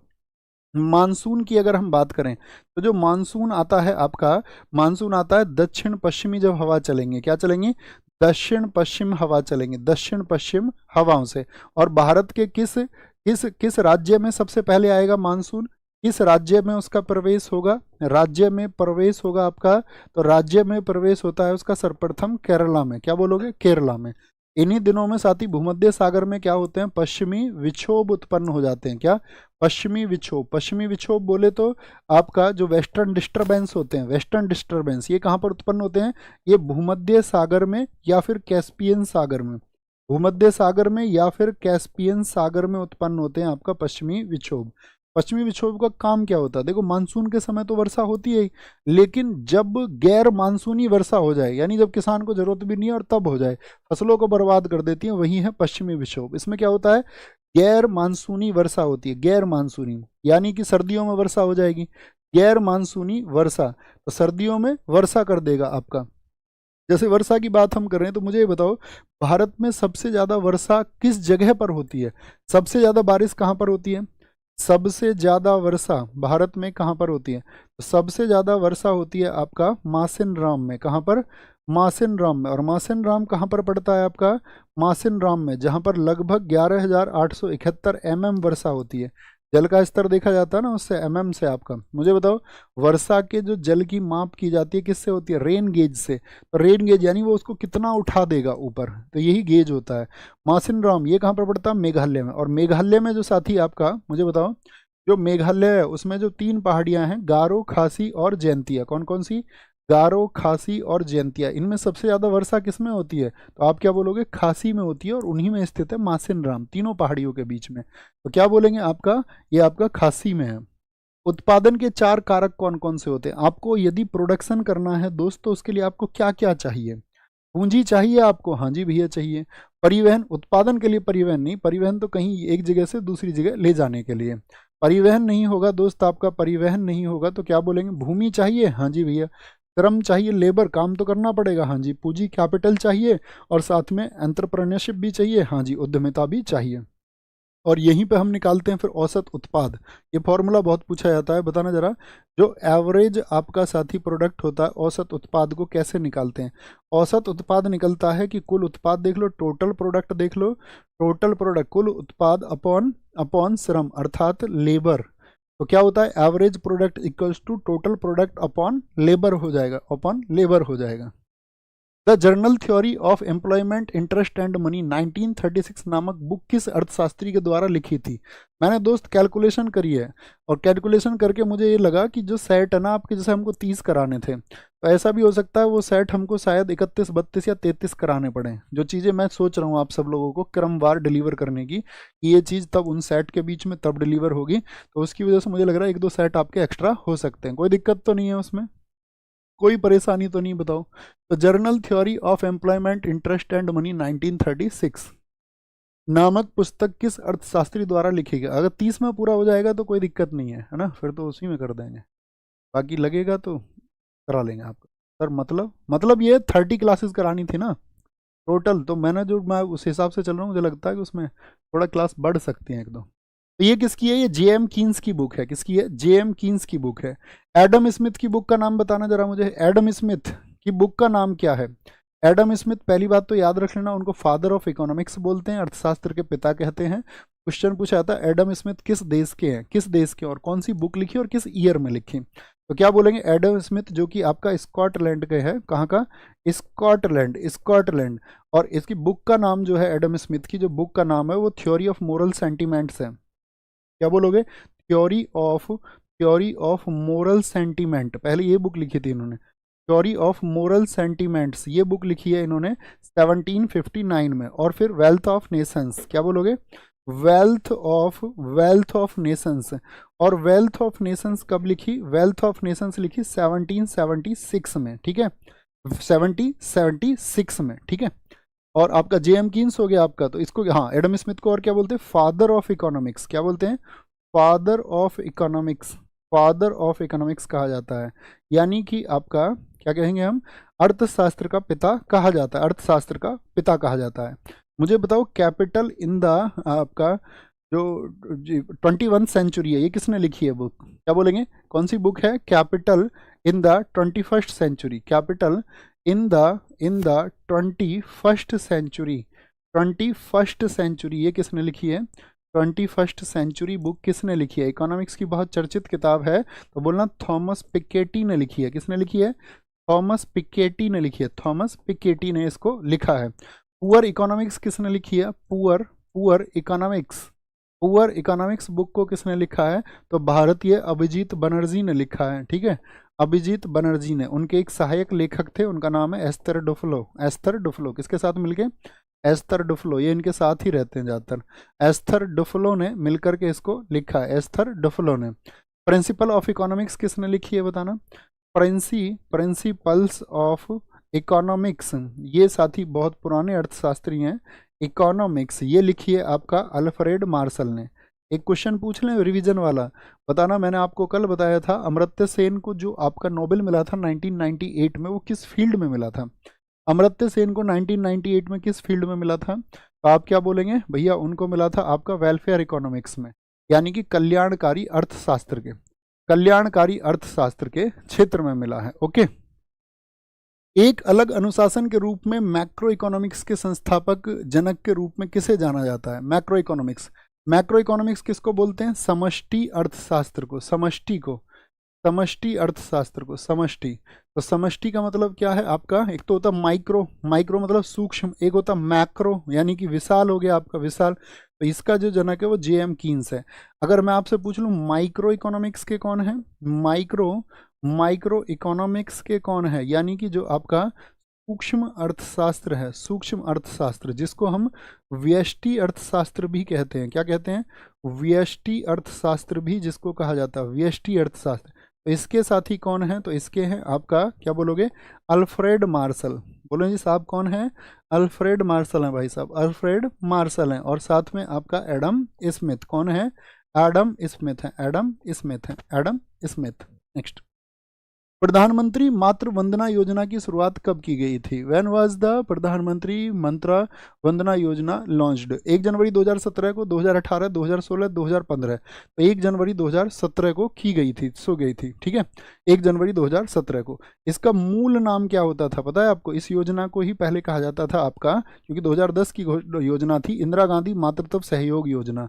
इंदिरा गांधी मातृत्व सहयोग योजना, इंदिरा गांधी मातृत्व सहयोग योजना इसको कहा जाता था, सहयोग योजना इसको कहा जाता था, सहयोग योजना। और जननी सुरक्षा योजना कब हुई थी? जननी समझ रहे हैं, माता को कहते हैं जननी, जननी सुरक्षा योजना ये कब शुरू हुई थी हमारे देश में? 2005 में। ये इंपॉर्टेंट है। महिला और बच्चों के लिए एक बताओ, बेटी बचाओ बेटी पढ़ाओ कब शुरू हुई थी? बेटी बचाओ बेटी पढ़ाओ, बेटी बचाओ बेटी पढ़ाओ, यानी कि आपका इसके उद्देश्य थे कि महिलाओं को सुरक्षित करो, जो आपका जेंडर रेशियो बिगड़ा हुआ है, आपका सेक्स रेशियो बिगड़ा हुआ है, उसको ठीक करें। तो 22 जनवरी 2015 को किस राज्य से शुरू की गई थी इसको बताओ? बेटी बचाओ बेटी पढ़ाओ को इसी दिन ही सुकन्या समृद्धि चली। सुकन्या समृद्धि भी किस दिन चली है? इसी दिन चली है, सुकन्या समृद्धि योजना। तो बच्चियों को सुरक्षित करना है, महिलाओं को सुरक्षित करने के लिए उसको, ठीक है ना।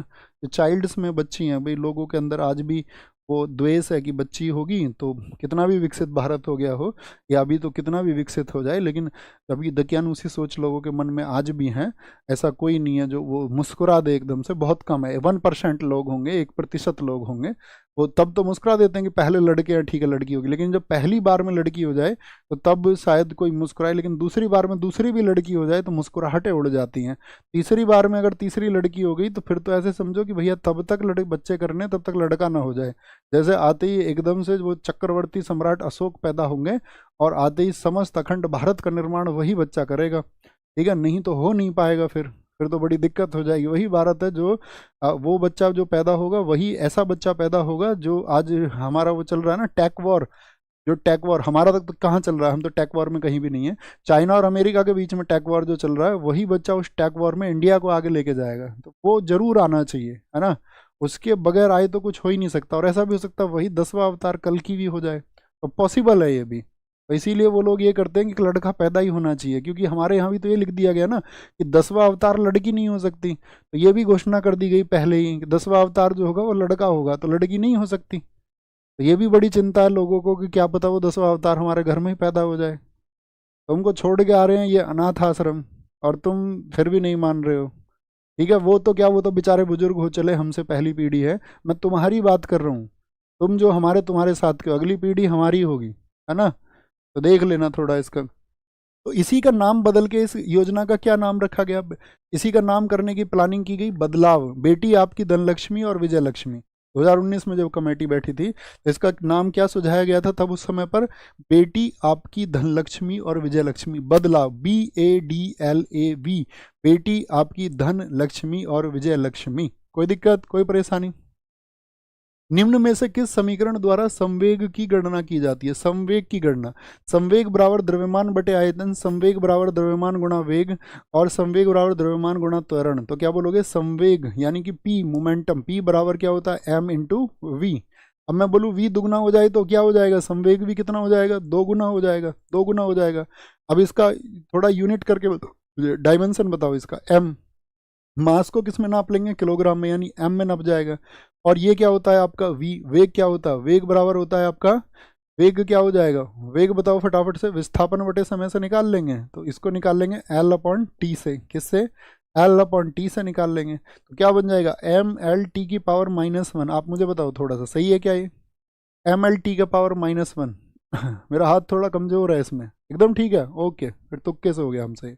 ML का पावर -1 हो जाएगा। रॉकेट भी किस पर उड़ता है साथी? वो आपका संवेग संरक्षण नियम पर उड़ता है। किस पर? रॉकेट किस सिद्धांत पर काम करेगा? तो रॉकेट आपका जो आपका संवेग संरक्षण होता है, संवेग संरक्षण के सिद्धांत पर काम करता है।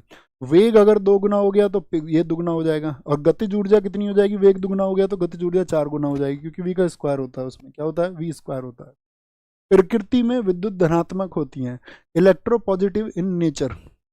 इलेक्ट्रोपॉजिटिव कौन होती है नेचर में? क्या मेटल होता है? नॉन मेटल होता है? मेटलॉइड कल आपको बता दिए, मेटलॉइड नहीं होते हैं, धातु होती है, मेटल्स होते हैं। क्या होते हैं?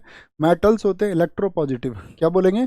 और ये क्या होते हैं? ताप और विद्युत के भी क्या होते हैं? आपका कंडक्टर्स होते हैं, यानी कि टेम्परेचर, टेम्परेचर भाई लोहे में आप गर्म करोगे तो गर्म हो जाएगा ना, इलेक्ट्रिसिटी फ्लो कराओगे तो हो जाएगी ना, हाँ हो जाएगी बिल्कुल। और जितनी भी धातु होती हैं उनका जो आपका साथी जो मेल्टिंग पॉइंट होता है वो हमेशा ऊंचा होगा, कथनांक जो होता है उनका हमेशा ऊंचा होता है। ये क्या होते हैं? इनके ऊंचे होते हैं, हाइयर होते हैं, हाइयर। जितने भी साथी धातु होंगे वो सब तन्य तन्य होती है, नहीं होती? यानी उनमें अगर हम बोले टेंसिलिटी होती है, नहीं होती? उनमें आघात वर्धनीयता, आघात वर्धनीयता का मतलब, आघात वर्धक बोलते हैं, वो मैलिएबल होती है, नहीं होती? यानी उनकी सीट वगैरह बनाई जा सकती है, नहीं बनाई जा सकती? उनकी चादर बनाई जा सकती है? आप कहेंगे हाँ जी बनाई जा सकती है। आप मुझे बताओ सबसे अधिक तन्य कौन सी धातु होती है? सबसे अधिक जो साथी टेंसिलिटी होती है वो किसकी होती है?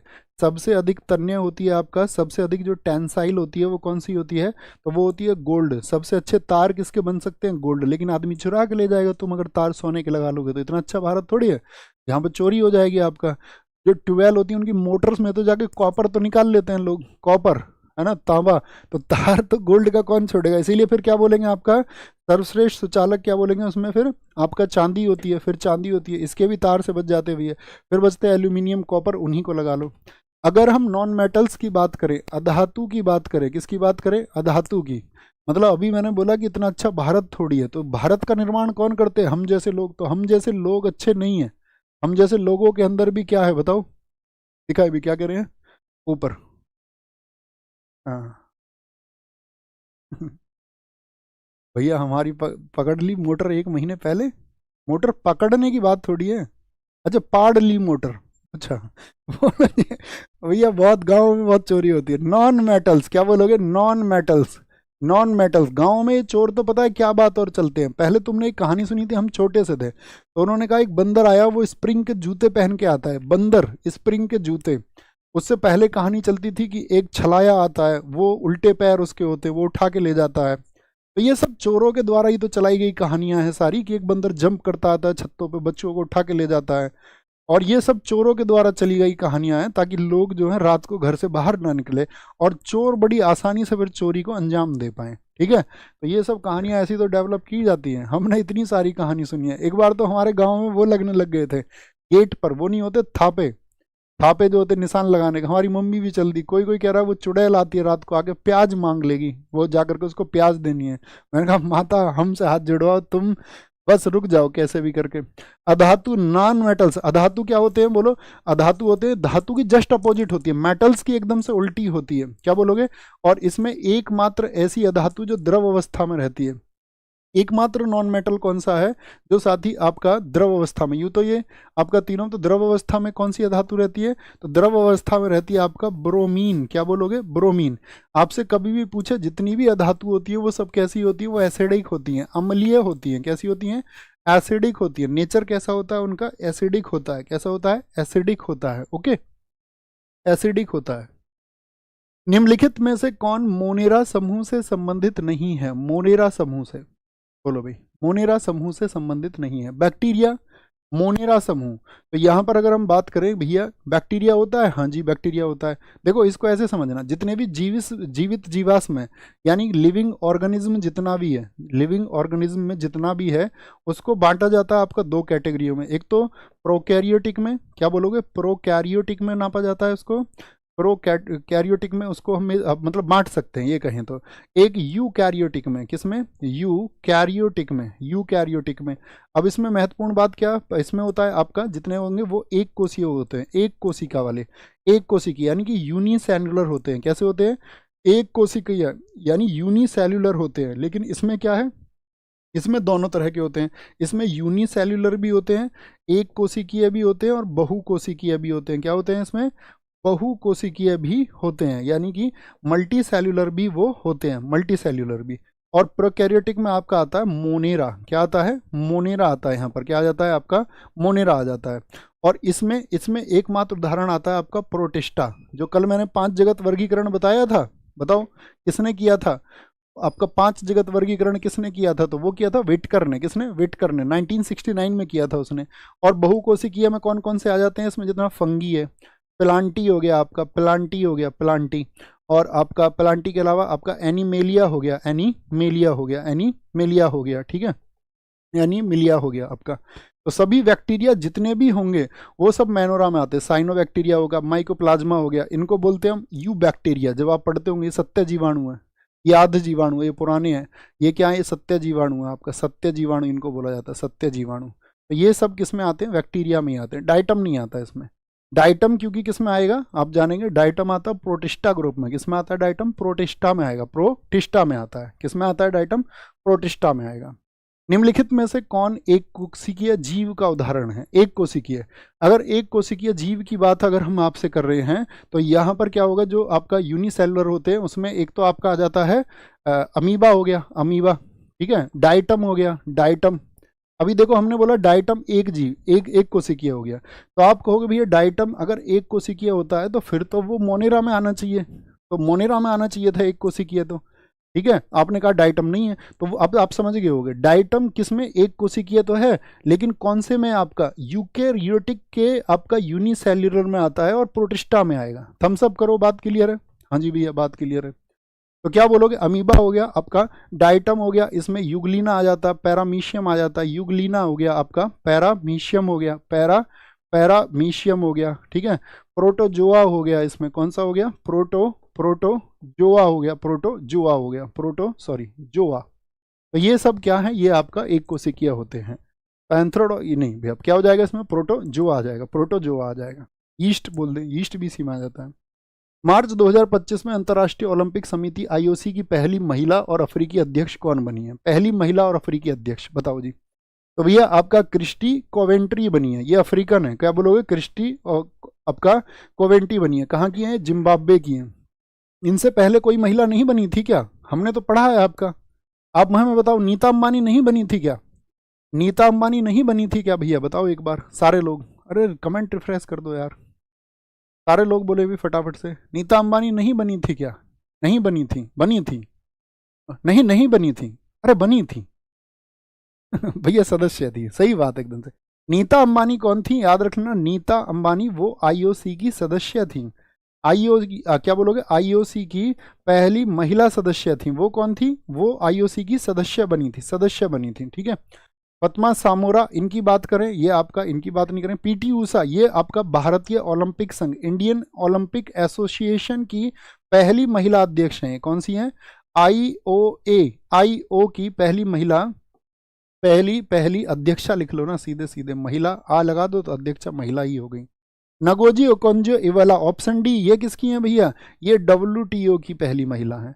ये WTO की पहली महिला हैं और साथ में अफ्रीकी भी हैं। क्या बोलोगे, पहली महिला हैं और अफ्रीकी भी हैं। ताई जी को कभी मत भूलना आप, ठीक है। क्या बोलेंगे, नीता अंबानी। अच्छा, आईओसी की स्थापना कब हुई है? आईओसी बना था 23 जून को 1894 में। कब, 23 जून 1894, 23 जून 1894। कहाँ पर, पेरिस में। कौन था संस्थापक, बोले पियरे डी कोबार्टिन, एक टीचर थे, पियर डी कोबार्टिन ने इसकी स्थापना की थी। पियर डी कोबार्टिन ने इसकी स्थापना की थी, ठीक है। और वर्तमान में इसका हेडक्वार्टर कहाँ पर है? वर्तमान में इसका हेडक्वार्टर कहाँ पर है बताना। वर्तमान में हेडक्वार्टर है आपका लुसाने में, 2015 में पहुंचा दिया गया था वहां पर, लुसाने स्विट्जरलैंड में। लुसाने स्विट्जरलैंड में इसको स्थापित कर दिया गया था, ठीक है। आईओसी। और क्या बात होगी इसमें? और कोई बात नहीं हो सकती इसमें। खेलो इंडिया पैरा गेम्स 2025 में शीर्ष स्थान किसने शामिल किया है? खेलो इंडिया पैरा गेम्स में बताओ जी, शीर्ष स्थान किसने हासिल किया? एक प्रॉमिस करके मुझसे जाना, जितने भी साथी क्लास देखें, अब 3 दिन आपको मिलेंगे, कल कक्षा नहीं होगी, सैटरडे नहीं होगी, संडे नहीं होगी। रिवाइज करके जितने भी साथी तुम पीछे चल रहे हो, जो भी अभी कोई ऐसा होगा जो चौथे पर होगा, कोई ऐसा होगा जो छठे पर होगा, कोई ऐसा होगा जो 8वें पर होगा, है ना, अपने क्रम से ही तुम करते होगे, तो फिर मंडे तक मुझे तुम सब तैयार चाहिए। और मंडे में मेरे आने से पहले एक ही बात कि सब कुछ तैयार है, सब कुछ तैयार है, वो भरोसा तुम मुझे देते रहना। परीक्षा तक हम तुमको साथी और मजबूत और मजबूत और मजबूत करते रहेंगे। बोलेंगे जी फटाफट से, भैया टी शर्ट बढ़िया लग रही है बहुत, नाम लिख लो बच्चे का कॉपी में, नोट कर लो, क्या नाम है भाई का बताओ मुझे। और तारीफ करने वाले लोगों के लिए नाम लिखा करो तुम, ठीक है ना। बबीता से बोलो, ये भी लिखेंगे। बोलो जी। खेलो India para games Uttar Pradesh, Haryana, Tamil Nadu या फिर आपका महाराष्ट्र में, तो कहाँ पर है ये? हरियाणा में, हरियाणा में।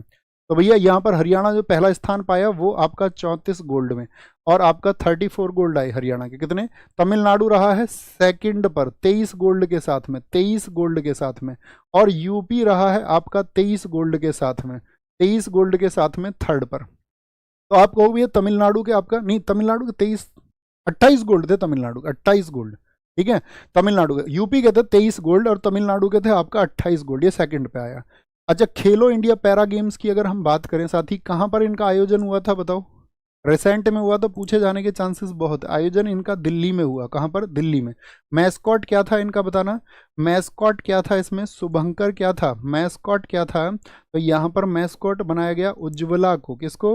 उज्ज्वला को। उज्ज्वला कौन है? एक गोरैया जो चिड़िया है, जिसका साथी अब देखने को नहीं मिलती, पहले गाँव में आती थी बहुत सारी। और इसमें टैगलाइन क्या बनाई गई है? टैगलाइन बनाई गई है इसमें बाइलिंगुअल। इसमें टैगलाइन थी आपका हौसले की उड़ान। क्या?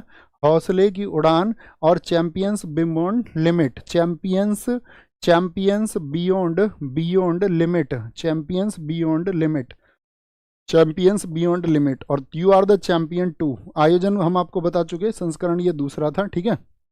एक हाँ, अभी खेलो इंडिया शीतकालीन खेल हुए, खेलो इंडिया शीतकालीन गेम्स, खेलो इंडिया जो शीतकालीन गेम्स हुए साथी आपका, गेम्स 2025 में, क्या बोलोगे?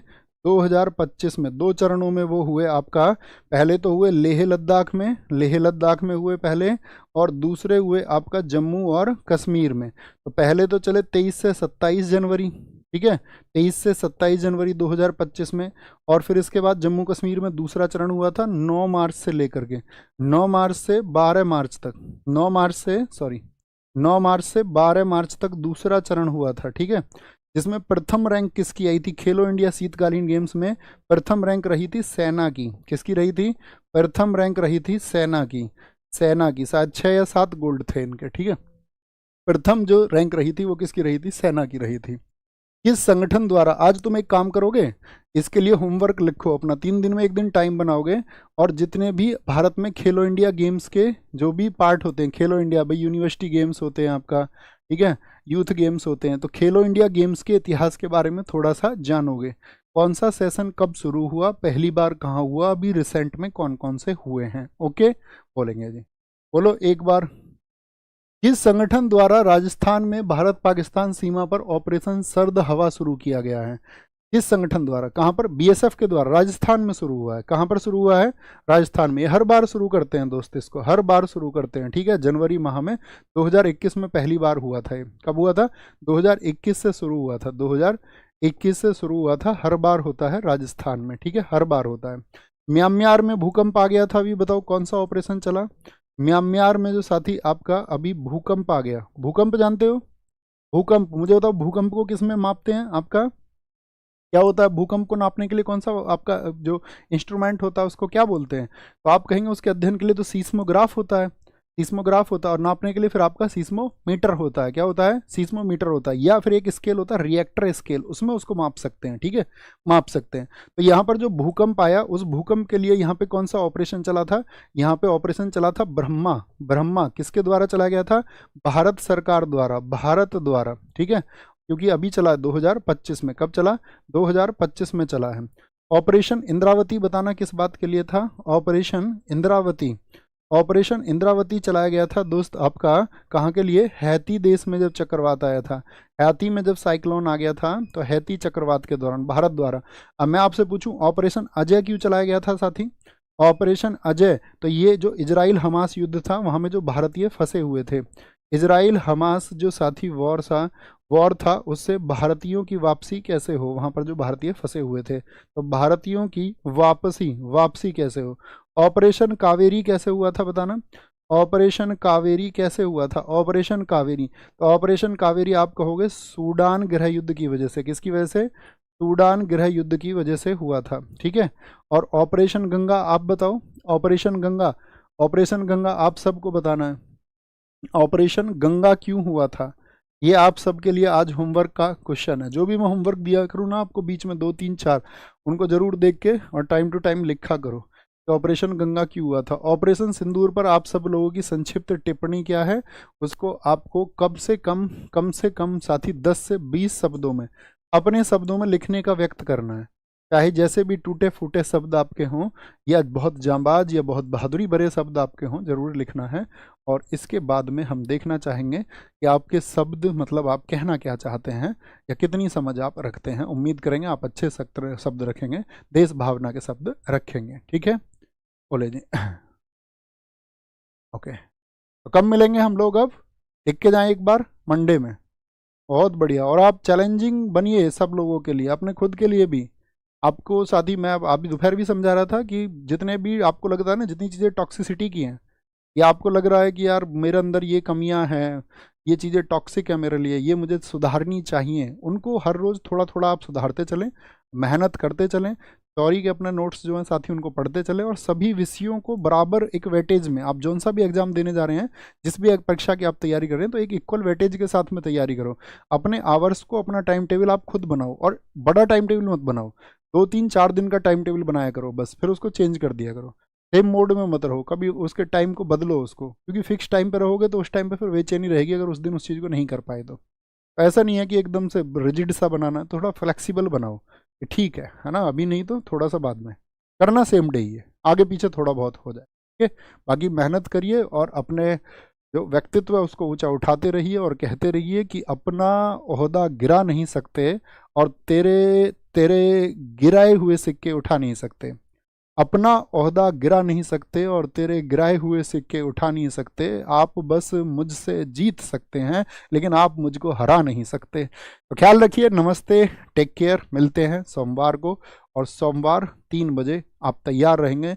उन साथियों को मैं ये मैसेज दे रहा हूँ कि जो पीछे चल रहे होंगे और अभी हमको ज्वाइन कर लेंगे, मिलते हैं 3 को एक बढ़िया सी क्लास के साथ में। Thank you.